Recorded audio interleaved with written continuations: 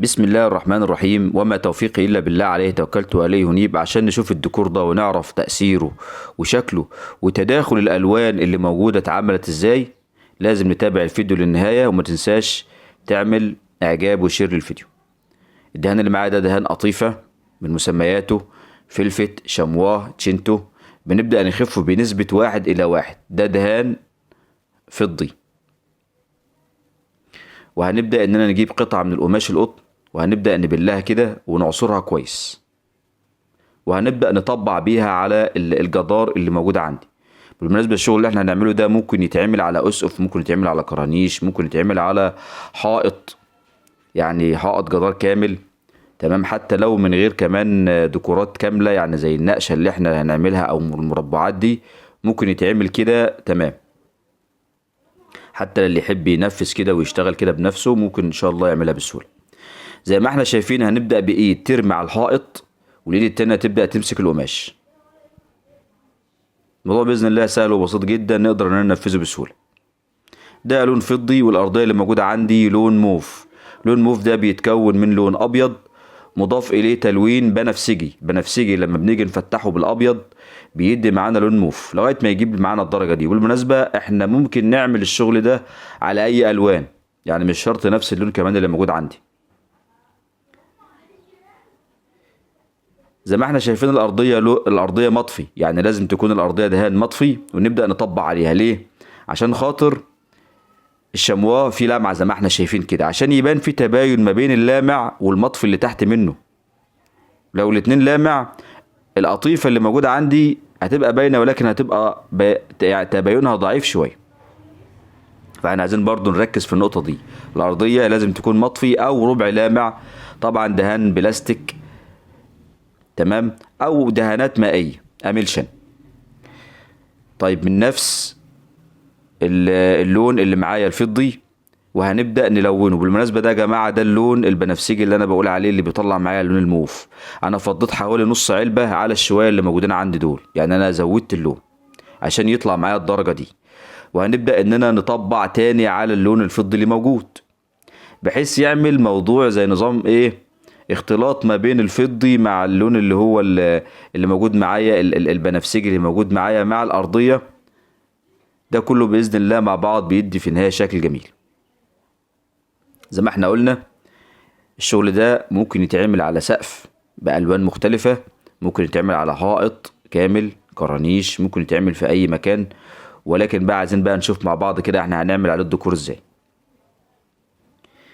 بنجيب تيب، والتيب ده 5 سنتيمتر، العرض بتاعه 5 سنتيمتر. وهنبدأ نلزق التيب بالشكل اللي موجود عندي، بأي بقى شكل يعجبك وبأي طريقة. طبعا أنا بلزق يعتبر شكل، يعني احنا ما بفيش مقاسات، احنا بنشد التيب كده من غير مقاسات.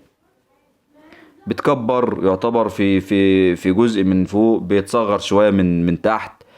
وبعد كده هنعمل كمان تقاطع بالتيب زي ما احنا شايفين كده، بحيث ان هو هيدي معانا الشكل اللي احنا شايفينه في اول الفيديو. احنا ممكن نقسم بقى التيب بأي شكل احنا عايزينه.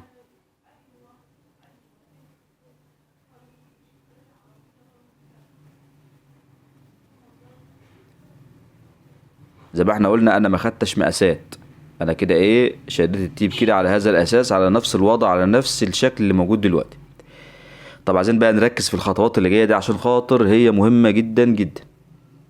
احنا عشان خاطر نطلع الالوان اللي موجوده عندنا، طبعا احنا ما لوناش الارضيه كلها لون واحد. بنعمل ايه؟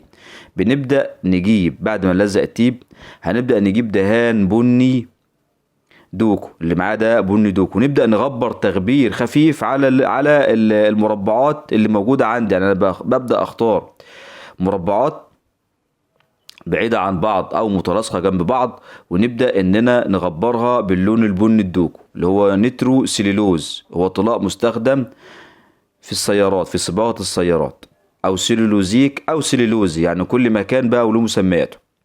وهنبدأ نجيب لون نبيتي، ده لون نبيتي، ونبدأ نغبر كمان مربعات تانية جنب المربعات البني.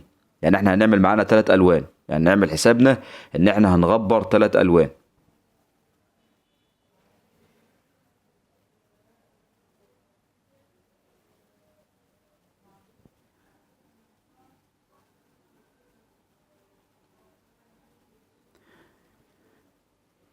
بعد كده هنجيب لون تاني اللي هو اللون الازرق اللي موجود ده، برضو نبدأ نغبر على خفيف.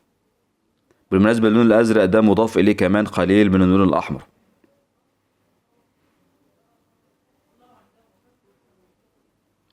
لما بنيجي نغبر او الدهان بيبقى خفيف، ونبدأ ناخد يعني ايه حاجة كده خفيفة طالعة من المسدس، وبنعيد وش واتنين وتلاتة لغاية ما نحس ان هو ظابط معانا. ممكن من وش واحد عادي او وشين او تلاتة، المهم ان اللون ما يطمسش معانا واحنا شغالين، عشان برضو التطبيع يبان كده، بحيث يعني اللي يشوف الشغل يحس ان المربعات دي اكنها متلونة كده لوحديها.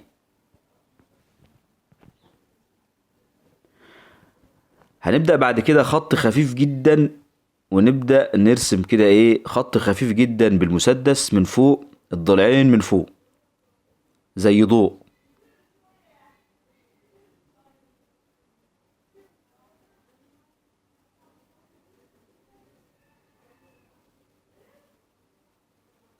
طبعا الديكور ده بسم الله ما شاء الله بعد ما بيخلص بيبقى جميل جدا، وممكن يتعمل في اي مكان. يعني لو عايز تعمله غرفة اطفال، عايز تعمله في غرفة نوم، عايز تعمله في ريسبشن، في اي مكان ما شاء الله هيبقى جميل جدا جدا بإذن الله.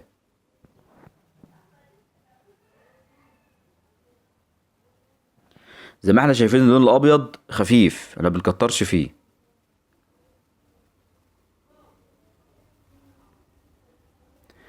اللون الاسود، اللون الاسود ده هيكون حوالين كل شكل موجود عندي، ولكن من تحت الشكل الضلعين اللي من تحت هيبقى بزيادة نسبيا عن اللي هيتعمل فوق بعد الابيض، عشان برضو ايه الشغل بإذن الله تمام كده واضح وباين. حتى كمان لو انا ما شرحتش بإذن الله الشغل واضح وباين، ولكن برضو احنا بنشرح بحيث ان يبقى كل الامور واضحة اكتر، ولو في اي حاجة مش باينة او مش واضحة نشوفها في التعليقات عشان خاطر نقدر نوضحها اكتر. لو اول مرة برضو تشوف الفيديوهات ما تنساش تشترك في القناة وتفعل زر الجرس وتعمل اعجاب علشان خاطر يوصلك كل جديد. كده بيبدأ بقى الشكل يبان اكتر، يبدأ يتوضح اكتر ما شاء الله. دايما التغبيرات والتظليلات والتحديد بيبقى بنحاول دايما يكون خفيف، ما بنكترش اكتر من اللازم. كده بسم الله ما شاء الله جميل جدا. نشوفكم بإذن الله في فيديو جديد على خير. اخوكم بهاء الدين، والسلام